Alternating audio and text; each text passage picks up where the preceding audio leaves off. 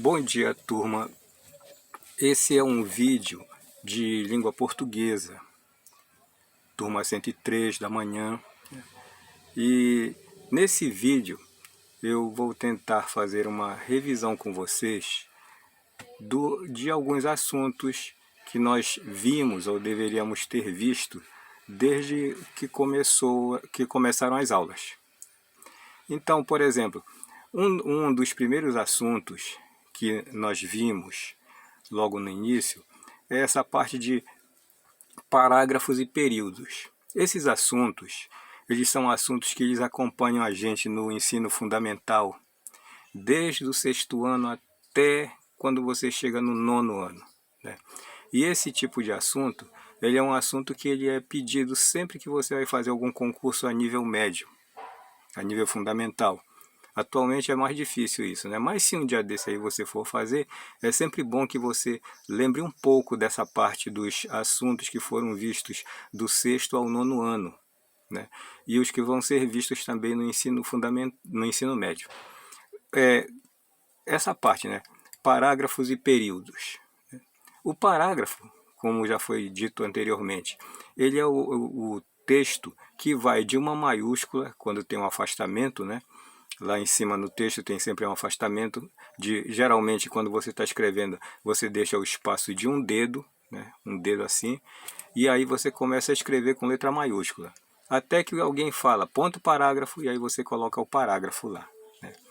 Nos textos impressos, nos textos digitados, né? Informatizados, acontece de isso muitas vezes sair de uma maneira diferente. Ou seja, quando você olha para a margem de um texto que foi digitado e impresso, normalmente vem tudo numa direção só. Aí você fica reconhecendo os parágrafos, porque muitas vezes não completa a linha, e quando não completa a última linha daquele parágrafo, aí, claro, né?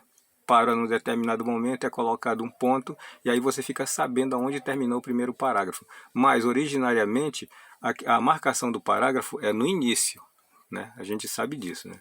Aí, também vocês andaram vendo aí pelo ensino fundamental de vocês, a parte dos períodos.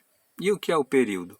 O período é exatamente a frase que vai de uma maiúscula até outra maiúscula, que aparece dentro de um parágrafo, que aparece por causa de um sinal de pontuação, né? Então, se você olha assim, tem lá no início do texto, lá no início do parágrafo, você tem uma letra maiúscula, como acontece normalmente, né? E vai embora. Aí chega lá pelo meio da segunda linha, ou até mais do que isso, ou menos um pouco, aí você vê, tem um ponto. Aí depois desse ponto, letra maiúscula, né?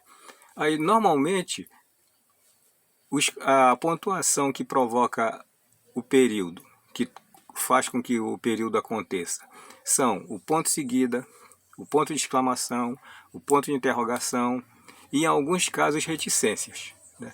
Reticências, se você olha depois das reticências, que são aqueles 3 pinguinhos, né? Se você olha depois das reticências e vê que continua dali em diante com letra maiúscula, então é porque começou outro período.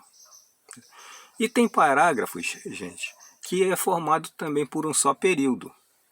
Tem parágrafos que é formado por 2, 3 períodos, depende, né? Vocês têm geralmente um contato direto com esse tipo de assunto. Basta vocês verem que de vez em quando é oferecido a vocês um exercício. Esse exercício, depois do exercício, geralmente nas questões, melhor dizendo, quando você vai resolver o exercício, tem lá o texto, muitas vezes, que faz parte do exercício, né? E depois começam as questões, né? Aí você vê assim, muitas vezes aparece destacado em romanos, assim, primeiro, né? Faça o que se pede, né? Isso daí é um parágrafo, curto, mas é um parágrafo, né? E aí tem aquele negócio, né?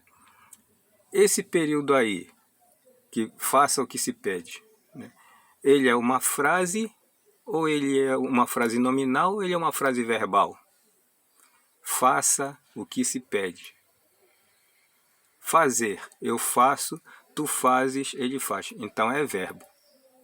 faça o que se pede. Quem faça o que se pede? Você que está lendo, né? Então aí tu tens uma frase verbal. Então se tu quiseres, tu pode tentar achar sujeito e predicado. Classificar o sujeito e o predicado daí, né? Agora é aquele negócio. Se de repente você só tiver essa expressão, faça o que se pede, você tem uma oração, mas você não tem uma frase. A frase, ela consiste justamente numa expressão que tem sentido completo. Tá? Então, quer dizer, se você tem essa expressão, faça o que se pede, você ficou sabendo que você tem que fazer alguma coisa que vão pedir. Mas se não tiver a sequência daquilo ali, você não sabe exatamente do que se trata. Você talvez nem entenda direito. Vai ficar uma pergunta, né? Se tiver só faça o que se pede, fazer o que se pede. E o que é que estão pedindo? Né? Então aí você tem uma oração? Tem. Mas você não tem uma frase. A frase, diferentemente da oração, ela não necessariamente precisa ter verbos. Aí a frase, ela pode ser nominal ou verbal, né? Então quando você diz assim, bom dia, olá, tudo bem? Que saudade, né? Estou contente em te ver. Olha, estou. Essa daí tem verbo, né? Ela é tanto uma oração como ela é uma frase. Mas as outras mencionadas anteriormente, elas são apenas frases nominais. Elas não têm verbos, né? Mas as outras que eu mencionei antes, você pode observar que tem sentido completo. Olá, tudo bem? Né? É uma saudação, é uma pergunta ao mesmo tempo, né? Então tem essa questão, né? Essa diferença entre período, parágrafo, período, frase e oração, né? O parágrafo, como o nome já está dizendo, é o afastamento do texto lá em cima, né? Que vai até onde tem o ponto parágrafo e tem outro afastamento para formar outro parágrafo, né?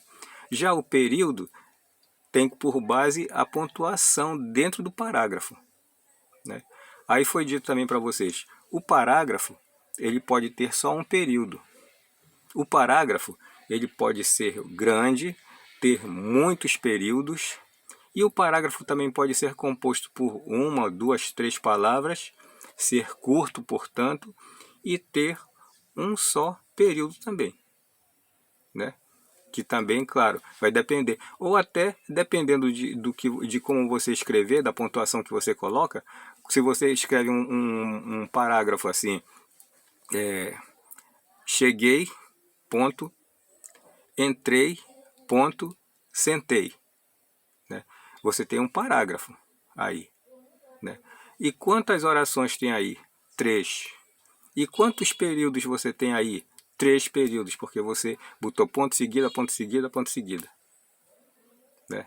Então tem isso daí, né? E esses 3 períodos que você escreveu lá, são 3 orações. Você consegue achar sujeito, predicado, classificar verbo, classificar sujeito, todas essas coisas, né? Então é uma coisa assim que a gente não pode esquecer de todo, né? Pois sim. Mais adiante, gente, agora principalmente quando vocês estão entrando no ensino médio, tem uma questão a respeito dos textos escritos. Que os textos escritos, eles vão servir de base, de vez em quando, para o texto falado. E às vezes é o contrário, o texto falado vai servir de base para o texto escrito, né? Mas o texto escrito, ele é mais fácil de você entender, de você visualizar, de você tentar chegar à ideia que se quer transmitir com o texto. De modos que, quando você olha para um texto, você vai observar duas maneiras de se fazer um texto, né? Duas maneiras de você escrever, de você produzir um texto. E quais são essas maneiras? O teu texto, ou ele sai em prosa, ou ele sai em versos. Como assim em prosa, Ângelo? O texto em prosa é exatamente esse que você escreve em parágrafos, né? Você dá aquele afastamento lá de 3, 4, 5 letras, né? Ou então do seu dedo indicador, né? E começa a escrever, e lá adiante, quando você acaba de dizer uma coisa, você ponta o parágrafo, abre outro parágrafo, repete tudo de novo, né? E assim vai, parágrafo a parágrafo. Mas vai que de repente você resolve escrever de outra maneira, né? E essa outra maneira que você vai escrever, por exemplo, você está com o lado emotivo muito criativo, né? E você resolve fazer um poema, né? Se vocês já repararam, o poema, na grande maioria, ele é escrito em versos, né? Antigamente, e a gente vai ver isso mais para frente, antigamente havia normas para você escrever um poema. Então, se você se dizia poeta, é porque você tinha um conhecimento bem aprofundado da arte de escrever. Não era simplesmente chegar e escrever os seus sentimentos de qualquer maneira. Era escrever sentimentos, mas de preferência de uma maneira trabalhada, porque havia uma espécie de receita para você escrever determinados textos, né? Tanto que hoje em dia ainda existe, além das... Elas continuam existindo, na verdade, né? Mas uma das mais usadas que tem, uma das formas mais usadas de escrever textos poéticos, né, são os sonetos. Desculpa aí, né? Os sonetos, eles são composições poéticas de 14 versos. Sendo que a primeira estrofe tem 4 versos, a segunda estrofe tem mais 4 versos, a terceira tem 3 e a quarta tem 3 versos também. Então, vai dar 14 versos no total. Tá? Então, se você queria falar de um amor que você começou a sentir por alguém, claro, né, você ia escrever um poema.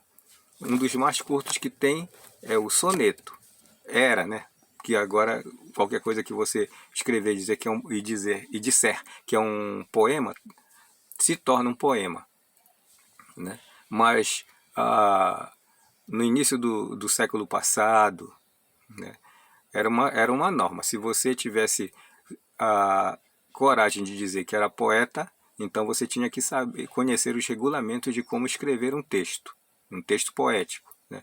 Mas não era só isso também, né? Porque antigamente os versos eles tinham que ter uma quantidade de sílabas determinada, né? Então, por exemplo, no meio do século passado, por aí assim, né? Agora está liberado, né? Mas lá pelo início do século passado, tá? A quantidade de sílabas usadas assim em textos poéticos era de 10, 12 sílabas, né? Aí, só que essa parte das sílabas, a gente vai falar para vocês delas mais para frente. Agora não, que agora a gente só está conversando, explicando alguns detalhes dessa parte do trabalho literário, né? Mas então é assim, né? O texto, como eu estava falando para vocês, ele pode ser em verso ou em prosa, né? E essa parte dos textos em verso e prosa, daqui a uns dias vai chegar um outro vídeo para vocês, e desde já eu peço que vocês fiquem atentos, sempre deem uma olhada, porque como está dando uns problemas para eu entrar direto na aula de vocês, eu tento enviar o convite não vai, mas isso daí já é problema meu, não tem muito a ver com vocês, né? Eu estou adotando esse sistema agora, estou gravando vídeos e mandando para vocês, né? Era para eu ter mandado um outro antes, mas ele estava um pouquinho fora daquilo que vocês têm de assunto meu, que eu acho que é nenhum praticamente, né? Então seria bom que vocês, ao assistirem esse vídeo aí, procurassem anotar os assuntos que foram tratados neles, tá? Porque o certo seria também ter um material impresso para vocês olharem e lerem, né? Esse daqui fica